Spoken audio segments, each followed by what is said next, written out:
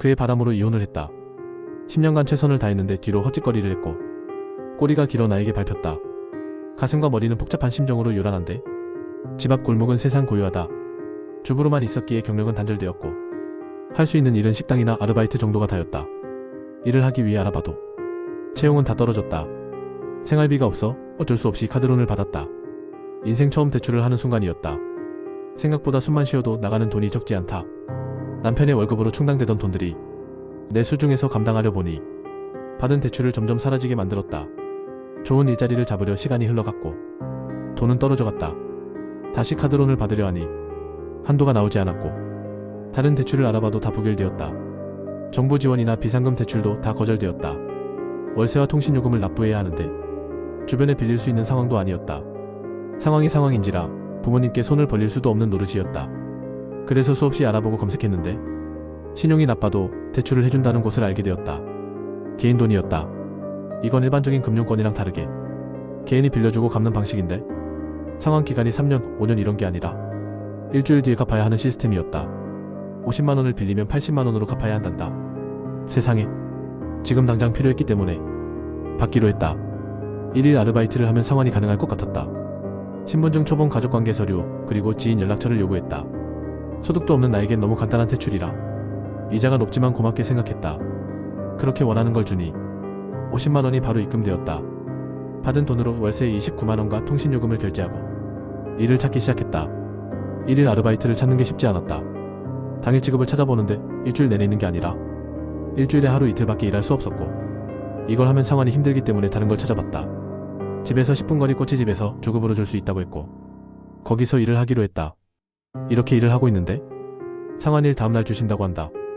그래서 사정사정해서 하루만 당겨서 받을 수 있냐고 물어보니 일한 만큼만 먼저 줄 수 있다고 한다. 60만원을 받아 20만원이 부족했다. 상환 일자가 도래했고 20만원이 부족해서 이틀 뒤에 줘도 되냐고 물어봤다. 60만원은 먼저 보냈고 나머지 20만원은 모레 드릴게요. 너무 죄송해요. 업체에서는 처음엔 상냥했는데 갑자기 돌변했다. 고객님 약속을 어기면 어떻게 하십니까? 저희는 하루 연장비가 15만원이에요. 이틀 연장이면 30만원 추가해서 50만원으로 상환하셔야 합니다. 약간만 강제적으로 강요했다. 지금 20만원도 없는데 50만원을 상환하기 어려운 금액이었다. 그래서 제발 부탁드린다고 사정했는데 듣지도 않고 끊어버렸다. 그렇게 다시 상환일이 다가왔고 20만원은 구했지만 30만원이 또 부족했다. 선생님 자꾸 이러시면 저희가 곤란해요. 주변에서 빌리던 약속한 금액은 줘야 합니다. 좋게 말하다가 그렇게 금액이 올라가 버리면 갚을 수 없다고 하자 욕을 하기 시작했다. 10분여가 흘렀을까 지속되는 욕설과 협박을 듣고만 있었다. 정말 서럽고 무서워 여러 감정이 교차했다.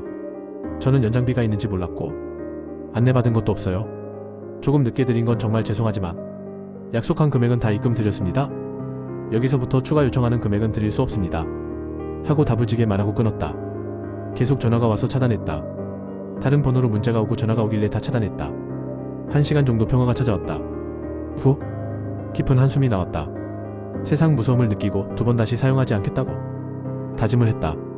아무리 돈이 없어도 저런 건 다신 빌리지 않을 테야. 처음엔 무섭고 서러웠는데 생각해보니 화가 났다. 말도 안 되는 이자도 그렇고 내가 언제 이런 취급을 받아본 적이 있는가. 후회와 서글픔이 몰려와 눈물이 났다. 그렇게 혼자 슬픔을 맞이하고 있는데 지인에게 연락이 왔다. 너 혹시 도박해? 그게 무슨 말이야? 너 도박하려고 돈 빌리고 잠수 탔다고 문자가 와서 연락해봤어. 무슨 일 있는 거야? 세상이 무너지는 심정이었다. 알아보니 지인 연락처를 받아간 게 제3자 불법 추심을 하기 위한 거였다. 내게 받아간 지인들 연락처로 내가 도박을 해서 돈을 빌려놓고 잠수를 타버렸다고 전체 문자를 날린 것이었다. 연락 온 지인들에게는 차초 지정을 설명하고 넘어갔다. 숨막히는 하루였다. 이대로 돈 없이 있을 수 없기에 꼬치집에서 계속 일을 하기로 했다. 그렇게 3일이 흘렀을까. 퇴근하는 길에 누군가 따라오는 느낌이 들었다. 느낌이 좋지 않았다. 살짝 고개를 돌려보니 건물 유리창에 비친 모습은 남자 2명이 따라오고 있었다. 저기요 누군가 불렀다. 나를 부른 것 같았지만 모른 척했다. 걸음을 빠르게 움직였다. 원래 가는 집 방향이 아닌 큰 길로 이동을 했다. 주차된 트럭이 있었고 사이드 미러를 살짝 밀었다. 거기엔 나를 쫓아오는 남자 2명이 보였다. 골목으로 돌자마자 미친듯이 뛰었다. 타다다다. 어두워진 하늘에 주황빛 가로등이 일렁였다. 운동을 안 해서일까? 극심한 체력 저하로 뛰는 게 너무 힘들었다. 골목 안쪽에 이를 수납함 뒤로 숨어들었다. 숨이 헐떡이는데 소리를 내지 않으려 입을 막았다. 쫓아오는 소리가 들렸다. 너무 무서웠다. 정신이 혼미했다. 너무 힘든데 들킬 것 같아 숨을 참아냈다. 눈은 충혈되는 듯 했고 숨가쁜 고통과 공포감이 압박해왔다. 잠시 시간이 지난 뒤 나를 쫓아오던 소리가 지나갔다.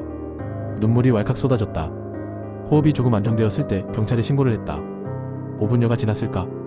경찰이 왔다. 신고자분 무슨 일이시죠? 누가 저를 스토킹해요? 너무 무서워요. 경찰과 동행하여 집으로 이동했다. 확인 후 연락을 준다고 했다. 눈에 익은 집안 풍경에 다소 안심되었다. 혹시 몰라 불을 다 끄고 창문과 현관문을 굳게 걸어 잠궜다. 이불을 뒤집어 쓰고 있는데 너무 무서웠다. 꼬치집에서 일할 때 나에게 측은대던 남자가 있었는데 보고 싶을 때 연락해요 하며 명함을 준 남자가 생각났다. 앞뒤 가릴 거 없이 스토킹을 당하고 있어서 너무 무섭다 연락을 했더니 바로 와준다고 한다. 10분여가 지났을까? 현관문을 누가 두드렸다. 문을 열어주려 가다가 흠칫했다. 아무 말 없이 노크만 한다. 누구세요? 말할까 고민하다가 조용히 있었다. 살며시 다시 방으로 들어가서 그 남자에게 메시지를 해봤다. 도착하셨어요? 아니요 아직 가고 있어요. 등골이 서늘했다. 눈이 커지고 입을 틀어막았다. 스토커들이 집 앞에 와 있는 것 같아요. 위험할 것 같으니 오지 마세요.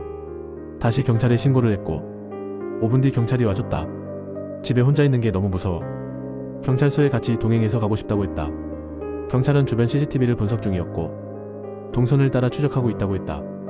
그 남자분은 나에게 계속 연락을 했고 경찰과 동행해서 서로 왔다고 이야기했다.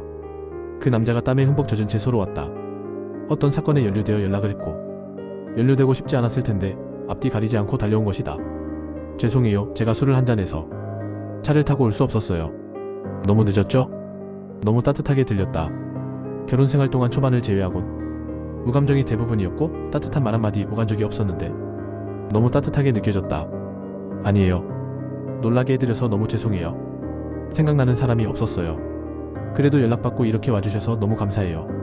말을 하는 동안 긴장이 풀렸는지 눈물을 감출 수 없었다. 어깨 위로 손을 올려 토닥여 주었다. 포근했다. 눈물이 계속 흐르고 감정을 조절하려 노력했다. 남자는 손수건을 주며 닦으라 했고 경찰분은 따뜻한 녹차를 주셨다. 조금 진정이 되었다. 그렇게 조금 시간이 흘러 남자 2명이 연행되어 왔다. 그 와중에 나는 내 얼굴을 보여주지 않으려 고개를 숙이고 있었고 그 남자는 넓은 등으로 나를 가려주었다. 사소한 배려가 느껴졌다. 알고 보니 내가 퇴근길에 가방에서 핸드폰을 꺼내볼 때 카드 지갑이 떨어졌나 보다. 그들은 나에게 카드 지갑을 돌려주기 위해 따라온 거였는데 내가 처한 상황이 그런 것들을 돌아볼 수 없는 상황이다 보니 오해를 하게 되었다.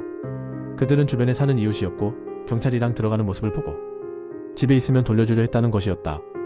그래서 우편함에 카드 지갑을 넣어뒀다고 한다. 경찰분이 주변 순찰 중인 분에게 무전을 했고 이를 확인해보라 했다. 순찰 중인 분에게 무전이 왔다. 카드 지갑 확인되었습니다. 너무 죄송해서 어찌 말할 수 없었다. 죄송하다고 연신 고개를 숙였다. CCTV에도 카드 지갑을 습득하는 장면이 나왔고 그들은 괜찮다며 괜히 오해하게 해서 미안하다며 사과했다. 그렇게 일이 마무리되고 나를 찾아와준 남자가 말했다. 괜찮아요? 집에 바래다 드릴게요. 걱정 끼쳐드려 너무 죄송해요. 아니에요. 제가 직접 갈게요. 와주셔서 너무 감사드려요. 남자가 말했다. 그래도 긴장이 쉽게 안 풀릴 수 있어요. 무슨 일인지 모르지만 시간 괜찮으시면 가볍게 맥주 한잔 할까요? 네. 그날 우리는 조금 가까워졌다. 글재주가 없지만 처음으로 AI 없이 직접 작성해봤는데 재미있으시면 2부 작성해보겠습니다. 오늘도 좋은 하루 보내세요.